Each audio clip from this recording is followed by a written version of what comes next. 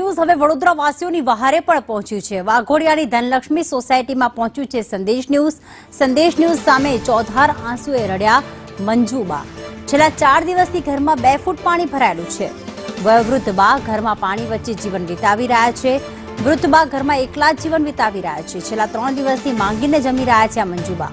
ત્યારે સંદેશ સામે ચોધાર આંસુએ આ વૃદ્ધા રડી પડ્યા, કારણ કે છેલ્લા 4 દિવસથી ઘરમાં 2 ફૂટ પાણી ભરાયેલું છે। તેઓ એકલા જ રહે છે। અન્યોના ઘરેથી માંગીને તેઓ ખાઈ રહ્યા છે, કારણ કે પાણી તો ભરાયેલું છે। ઘર વખરીને પણ એટલું નુકસાન થયું છે, સાથે પ્રાથમિક જીવન જરૂરિયાતની વસ્તુઓ પણ નથી। 4 દિવસથી 2 ફૂટ પાણી ઘરમાં ભરાયેલા છે। તો સંદેશ ન્યૂઝ પહોંચ્યું છે મંજુબાના ઘરે અને તેમની વ્યથા આપને સંભળાવી રહ્યું છે। છેલ્લા 3 દિવસથી માંગીને જમી રહ્યા છે આ વૃદ્ધા। ચારે તરફ પાણી છે, આખરે જવું ક્યાં? ન્યૂઝ અત્યારે ગ્રાઉન્ડ ઝીરો પર વડોદરામાં છે। વડોદરાના બાપોદ વિસ્તારના ધનલક્ષ્મી સોસાયટી ખાતે અમે આવ્યા છીએ, જ્યાં છેલ્લા 4-5 દિવસથી સોસાયટીની અંદર પાણી ભરેલા નજરે પડી રહ્યા છે। અનેક સોસાયટીઓના ઘરમાં હજુ પણ 2 ફૂટ સુધી 1 ફૂટ સુધી પાણી નજરે પડી રહ્યા છે। સ્વાભાવિક છે કે સ્થાનિકોનો ગુસ્સો છે તે અહીંયાના કોર્પોરેશન અને અહીંયાના નેતાઓ પર હોય, કારણ કે જ્યારે અમે વાસ્તવિકતા જોઈ લોકોના ઘરમાં ગયા ત્યારે એમનું દુઃખ જોઈ ના શકાય તેવી હાલત છે। કારણ કે જમવાનું કઈ રીતે બનાવવું, ઘરની અંદર સૂવું કઈ રીતે, ઘરની અંદર કઈ રીતે બેસવું, તે ખૂબ જ મુશ્કેલી થઈ ચૂકી છે। તમામ સામાન છે તે અત્યારે પાણી થઈ ચૂક્યું છે। આ એક વૃદ્ધ વડીલ રહી રહ્યા છે, તેમનું ઘર અમે આપને બતાવી રહ્યા છીએ, જેની અંદર રસોડાની અંદર, ઘરની અંદર તમામ જગ્યાએ પાણી જોવા મળી રહ્યું છે। જ્યાં પણ નજર કરીએ ત્યાં પાણી છે। ત્યારે સ્વાભાવિક છે કે એના સ્થાનિકોનો જે ગુસ્સો છે, એના લોકોનો જે ગુસ્સો છે તે ખૂબ જ જે સરકાર છે તેમના પર રહેવાનો છે તે દેખી શકાય છે। ગઈકાલે જે રીતે વરસાદ પડ્યો હતો તે રીતે ગઈકાલે 2 થી 3 ફૂટ પાણી ભરાયું હતું। આના અગાઉ પણ આ ઘરની અંદર 5 ફૂટ જેટલું પાણી ભરાયું હતું। આપણે બા સાથે વાત કરીશું। બા, શું હાલત છે ઘરની? આ પાણી ભરાઈ ગયું બેઠા, બીજું કશું। ક્યારે ભરાયું બા પાણી? આ તો 3 દાડાથી ભરાયું। 3 દાડાથી પાણી ભરાયું તો ઘરમાં તકલીફ નહીં પડતી? પડે, શું કરવાનું? આજુબાજુ ઘેર ખાવા તકલીફ પડે। કોકના ઘર હોવા છતાં માંગવું પડે, કેટલું કઠિન પડે બા? શું કરવાનું? હવે ઘરવાળા જતા રહેવું।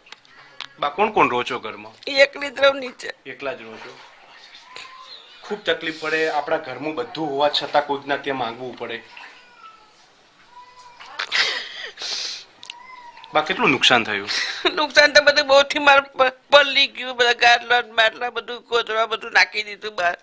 આ પેલા પાણી આવ્યું પેલું, તારે આટલું બધું નુકસાન થયું। અનાજ બનાજ બધું ફેંકી દીધું મેં। અને આ કોઈ કે જવાય ને ઉપર જ સુઈ રહું, બેઠા આખી રાત બેહી રહી કાલે। હું આખી રાત પાણી ભરેલું ઘરમાં હોય ત્યારે ડર નથી લાગતો? લાગે કે ના લાગે બેટા, કઈ જવાનું આપણે? એકને જ બે લાઈટ ચાલુ કરીને બાથરૂમની। ખૂબ તકલીફ થતી હશે? તકલીફ તો પડે જ ને, કઈ જઈએ।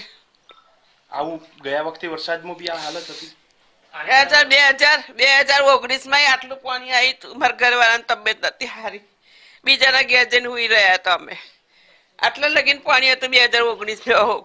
એનો લીટો પેલો નીચેનો હોય, આવડે આવી તો આ 2 લીટા કર્યા। બોલો શું કરવાનું?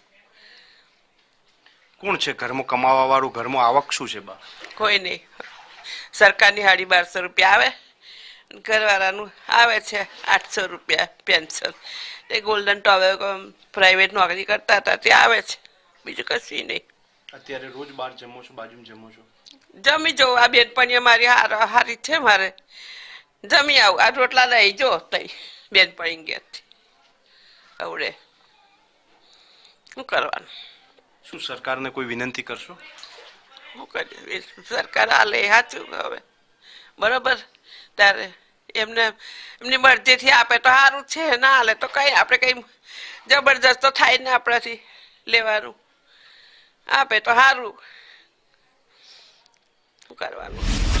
જે વેદના છે તે સ્વાભાવિક છે કે સમજી શકાય છે, અને એમણે અમને બતાવ્યું છે કે તેઓ રોટલા પણ બાજુમાંથી માંગીને લાવીને ખાઈ રહ્યા છે। ગરીબ છે એટલા માટે નહીં, પરંતુ એમની પરિસ્થિતિ તંત્રના લીધે ખરાબ થઈ છે એમના માટે, કારણ કે આ ઘરની અંદર ગયા વખતે આટલા સુધી પાણી ભરાયું હતું ત્યારે તેમની ખૂબ ખરાબ હાલત થઈ હતી। ગઈકાલે રાત્રે પણ ખૂબ જ પાણી ભરાયું હતું. આખી રાત એકલા વૃદ્ધ બેસી રહે ત્યારે તેમની શું હાલત થાય, તેમની તિજોરીમાં બા બધો સામાન્ય કપડા હશે, એમની શું હાલત થઈ? પલ્લી ક્યાં નીચે બીજા આ પોટલા બધા જો આ બધા ઉપર મેલા હારા કપડા ઉપર બીજા પલ્લી ગયા. પાણી કાઢવા બી તમે મથતા હતા, પાણી નીકળે એવું જ નથી ના કઈ નીકળે જ ના ને. હવે આ નીકળ્યું છે તો થોડું કરીને કાઢીશ બહાર. આવડે ઉલેચી ને એવી રીતે ઉલેચું, બીજું કોઈ ના આવે ઉલેચવા, એકલી જ ઉલેચું. ખૂબ ખરાબ હાલત થઈ. આ બધું આખા ઘરનું પાણી મારે ઉલેચવાનું. તબિયત હારી બગડી જાય, શું કરીએ? હા શ્વાસ ચડે મને શરીરની અંદર. એમની જે વેદના છે તે સ્વાભાવિક છે કે દેખી શકાય છે, કારણ કે હું એમના ઘરમાં ઊભેલો છું. અત્યારે પણ 1 ફૂટ જેટલું આમના ઘરમાં પાણી નજરે પડી રહ્યું છે. 2 દિવસ પહેલા પણ આ ઘરની અંદર પાણી હતું. ગઈકાલે જે વરસાદ પડ્યો ત્યારે 2 ફૂટ જેટલું પાણી હતું. દર વખતે આ ઘરમાં પાણી આવી રહ્યું છે. બાનું કહેવું છે કે તંત્રને એક જ વિનંતી છે કે આ વિસ્તારમાં જે પાણી ભરાઈ રહ્યું છે તે બંધ કરવામાં આવે, કારણ કે ખૂબ જ ખરાબ હાલત દર વખતે વરસાદમાં થાય છે. કેમેરામેન પુખરાજ સાથે જયંતિ ચૌધરી, સંદેશ ન્યૂઝ, વડોદરા.